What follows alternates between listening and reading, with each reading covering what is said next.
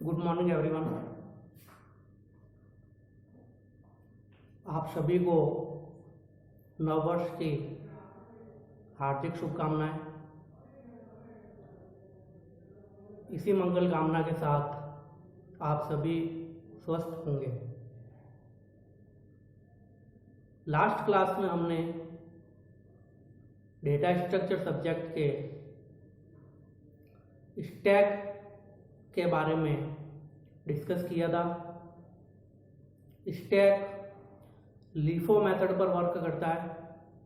LIFO का means last in first out.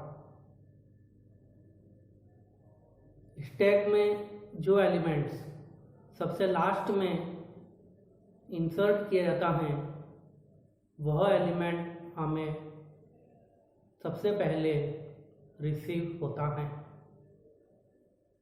तो उसी के सिमिलर टुडे क्लास में next topic queue. A queue is a non primitive linear data structure. तो queue भी आपका एक non primitive linear data structure है। Non primitive linear data structure के बारे में अपन ने पढ़ा था स्टूडेंट्स। ऐसा डेटा स्ट्रक्चर जिसमें एलिमेंट्स को एक सीक्वेंस में अरेंज और मैनेज किया जाता है। It is an homogeneous collection of elements in which works in FIFO manner. Q जो है वो एलिमेंट्स का एक होमोजीनियस कलेक्शंस होता है और क्यू FIFO मैनर में वर्क करता है। मीन्स आपके जितने भी एलिमेंट्स होंगे उन सभी एलिमेंट्स को यदि एक लिस्ट के फॉर्म में रिप्रेजेंट किया जाता है that is called homogeneous collections. तो स्टैक में भी अपन यही करते थे, जितने भी एलिमेंट्स होते थे उसको एक सिंगुलर वे में, सिमिलर वे में या सिंगल लाइन में अरेंज करते थे, तो वही आपका स्टैक कहलाता था। तो इसी प्रकार क्यू में भी आपके जितने भी एलिमेंट्स होंगे उन सभी एलिमेंट्स को एक सीक्वेंस में अरेंज किया जाता है जिसे लीनियर सीक्वेंस या होमोजीनियस सीक्वेंस कहा जाता है। क्यू जो है वह आपका FIFO मैनर में वर्क करता है। FIFO की full form first in first out. नाम से क्लियर हो रहा है। फर्स्ट इन का मीन्स क्यू के अंदर जो एलिमेंट्स सबसे पहले इंसर्ट किया जाएगा फर्स्ट इन, वही एलिमेंट सबसे पहले क्यू में से आउट कर दिया जाता है। Means new elements are added at one end called the rear end. Queue के अंदर जो भी न्यू एलिमेंट आपका ऐड किया जाएगा वो ओनली एक एंड से ही ऐड किया जाता है। क्यू के अंदर जो भी न्यू एलिमेंट आपका ऐड किया जाएगा वह ओनली वन एंड से एंड किया जाएगा, इंसर्ट किया जाएगा, उसे रियर एंड कहा जाता है। And the existing elements are deleted from other end called the front end. और क्यू में आपके जितने भी एग्जिस्टिंग एलिमेंट्स होंगे जो कि पहले से आपके पास अवेलेबल है, उन एलिमेंट्स को यदि अपन डिलीट करना चाहते हैं तो अदर एंड का यूज किया जाएगा जिसे फ्रंट एंड कहा जाता है।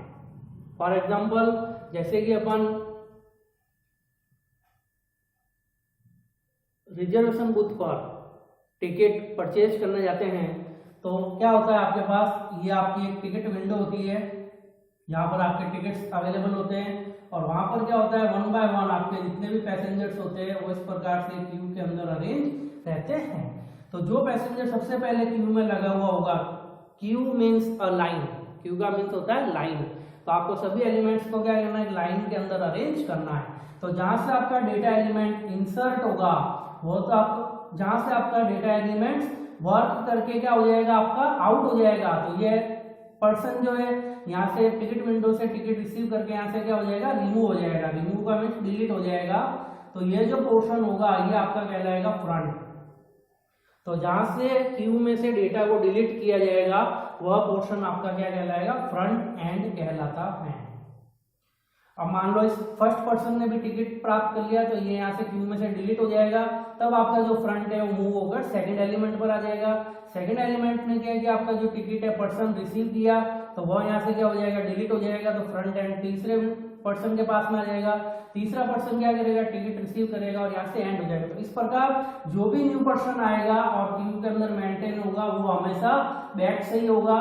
तो जहां से डेटा एलिमेंट को इंसर्ट किया जाएगा वह आपका कहलाएगा रियर एंड। रियर एंड, तो जहां से आपका डेटा एलिमेंट को इंसर्ट किया जाता है वो आपका रियर एंड कहलाएगा, और जिस पोजीशन से आपके एलिमेंट्स को डिलीट किया जाता है वो आपका फ्रंट एंड कहलाता है। तो स्टूडेंट्स, स्टैक में अपन ने पढ़ा था कि अपना जो डेटा एलिमेंट्स होता है वह ओनली वन एंड से ही, वन एंड कौन सा था स्टैक में आपका, टॉप ऑफ स्टैक, इस वन एंड से ही स्टैक में क्या हो रहा था, आपका डेटा एलिमेंट इंसर्ट हो रहा था, और वन एंड से ही आपका डेटा एलिमेंट क्या हो रहा था, डिलीट हो रहा था। लेकिन क्यू में जो डेटा एलिमेंट इंसर्ट होगा वो आपका रियर एंड से इंसर्ट होगा। तो क्यू में जिस पोजीशन से एलिमेंट को इंसर्ट किया जाता है वो आपका रियर एंड कहलाता है, और जिस पोजीशन से डेटा एलिमेंट्स को रिमूव किया जाता है वो आपका फ्रंट एंड कहलाता है। तो इस प्रकार अपने पास क्यू में टू एंड होते हैं, one and is rear and and second and is front end.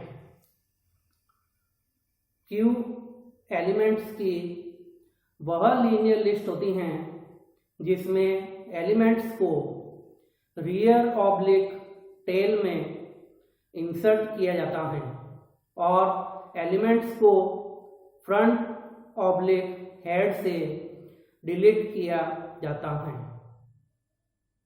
Q में फ्रंट एंड रियर इसके फर्स्ट एंड लास्ट एलिमेंट को रिप्रेजेंट करते हैं।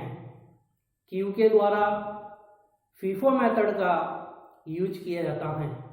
फीफो की full form first in first out, जिसमें सबसे पहले ऐड और इंसर्ट हुआ एलिमेंट सबसे पहले रिमूव होता है।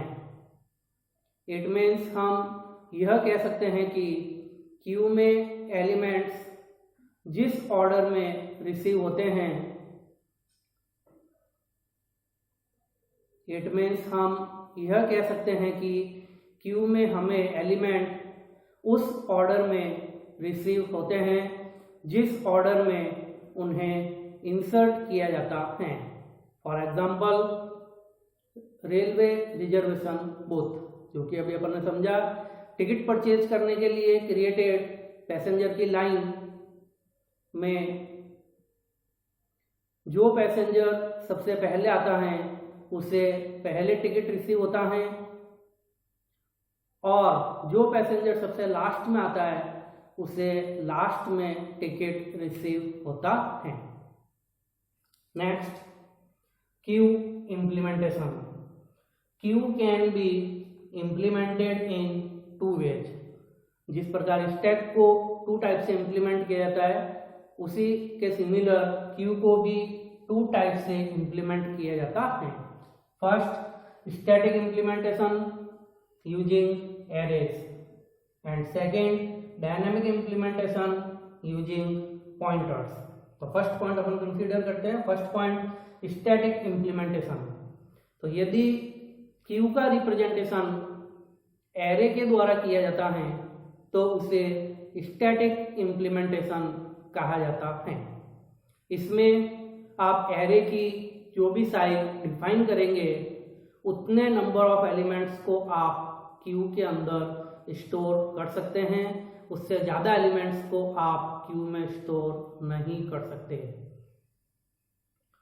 तो यदि हमें क्यू को एरे के द्वारा रिप्रेजेंट करना होता है तब हम क्यू एरे का यूज करते हैं, और two special variable front and rear का यूज करते हैं जो क्यू के फर्स्ट एंड लास्ट एलिमेंट की इंडेक्स को रिप्रेजेंट करते हैं।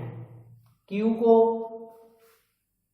कैपिटल क्यू के द्वारा रिप्रेजेंट किया जाता है। फॉर एग्जाम्पल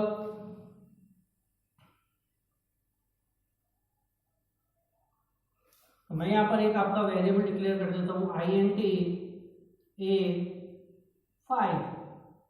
तो ये अपन ने एरे डिफाइन कर दिया। एरे का नेम है आपका a, जिसमें टोटल 5 एलिमेंट्स को स्टोर किया जाएगा। तो अब 5 एलिमेंट्स को क्यू में किस प्रकार स्टोर किया जाएगा, तो इस एरे वेरिएबल के लिए मेमोरी इंडेक्स को रिप्रेजेंट किया जाता है।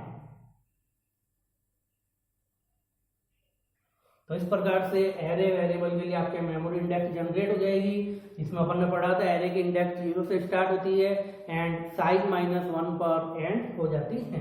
तो आपका फर्स्ट जो इंडेक्स बनेगा वो बनेगा आपका A0, सेकेंड इंडेक्स बनेगा आपका A1, थर्ड इंडेक्स बनेगा आपका A2, फोर्थ इंडेक्स बनेगा आपका A3 और लास्ट इंडेक्स बनेगा आपका A4। तो इस प्रकार से मेमोरी इंडेक्स पर अब क्या किया जाएगा, एलिमेंट्स को इंसर्ट किया जाएगा। तो अभी मैंने बताया था जब आपकी क्यू होती है तो इसमें जो एलिमेंट्स को इंसर्ट किया जाता है, जिस साइड से इंसर्ट किया जाता है वो आपका कहलाता है रियर एंड। तो क्यू के अंदर आपके पास 2 वेरिएबल्स होंगे, एक तो होगा आपका फ्रंट एंड और एक होगा आपका रियर एंड। फ्रंट एंड जो होता है वह हमेशा आपके एलिमेंट्स को डिलीट करने के लिए यूज में लिया जाता है, तो वो आपका फ्रंट एंड कहलाता है। और इसी प्रकार जहां से आपके एलिमेंट को इंसर्ट किया जाता है वह आपका रियर एंड कहलाता है। तो मान लो अपन को क्यू के अंदर 5 एलिमेंट्स की वैल्यू को स्टोर करना है। सबसे पहले मैं स्टोर करवाता हूँ, जैसे अपने पास एलिमेंट्स की लिस्ट है 10, 15, 20 एंड 5। तो सबसे पहले यहाँ से क्या इंसर्ट होगा आपका 10। तो 10 को क्या किया जाएगा, सबसे पहले इस पोजीशन पर इंसर्ट किया जाएगा। तो 10 को इस पोजीशन पर इंसर्ट करेंगे 10, क्योंकि क्यू में जो भी एलिमेंट होता है वो आपका रियर पोजीशन पर ही ऐड किया जाता है। नेक्स्ट एलिमेंट इंसर्ट होने के लिए आएगा 15, तो स्पेस अवेलेबल नहीं है, इस एलिमेंट को क्या कर दिया जाएगा, 1 शिफ्ट किया जाएगा। तो आपका जो 10 एलिमेंट A4 इंडेक्स पर है इसको शिफ्ट करके क्या कर दिया जाएगा, A3 पर स्टोर कर दिया जाता है और न्यू आने वाली पोजीशन पर न्यू एलिमेंट को स्टोर किया जाता है। इसी प्रकार नेक्स्ट एलिमेंट आएगा आपका 20। तो इसी प्रकार ये जितने भी एलिमेंट्स होंगे क्यू के अंदर स्टोर होंगे, इनको 1 बाय 1 क्या कर दिया जाएगा, शिफ्ट कर दिया जाएगा, क्योंकि आगे की जो स्पेस है वो आपके पास क्या है, फ्री है। तो जब तक आपके पास स्पेस फ्री होती है तब तक आप एलिमेंट्स को क्या कर सकते हो, इंसर्ट कर सकते हो। तब आपके 10 एलिमेंट ये आ जाएगा, 15 ये आ जाएगा, 20 ये आ जाएगा। इसी प्रकार अपन 5 को इंसर्ट करना चाहते हैं तो अगेन शिफ्टिंग होगी, तो 10, 15, 20 एंड 5। इस प्रकार से क्यू के अंदर क्या किया जाता है, 1 बाय 1 एलिमेंट्स को स्टोर किया जाता है। अब अगर इस क्यू में से किसी एलिमेंट को डिलीट करना है तो आपका फ्रंट से डिलीट होगा। इसका वर्क जैसे कंप्लीट होगा तो इसको क्या कर दिया जाएगा, फ्रंट से डिलीट कर दिया जाता है। तो इस प्रकार क्यू के अंदर 2 वेरिएबल यूज किए जाएंगे, front variable and rear variable. Front variable जो एग्जिस्टिंग एलिमेंट्स है उसको डिलीट करने का वर्क होता है और रियर पोजीशन से आपके न्यू एलिमेंट्स को इंसर्ट करने का वर्क परफॉर्म किया जाता है। जब हम क्यू में एक न्यू एलिमेंट ऐड करते हैं तो यह रियर पर ही ऐड होता है। यह ऑपरेशन इंसर्ट ऑपरेशन कहलाता है। इस ऑपरेशन को NQB कहा जाता है। तो जब आप क्यू के अंदर एक न्यू एलिमेंट को इंसर्ट करोगे तो जिस पोजीशन से इंसर्ट होगा उसे इंसर्ट ऑपरेशन कहा जाता है और जहां पर इंसर्ट होगा वो आपका रियर ऑपरेशन कहलाता है, जिसे अपन NQB कहते हैं।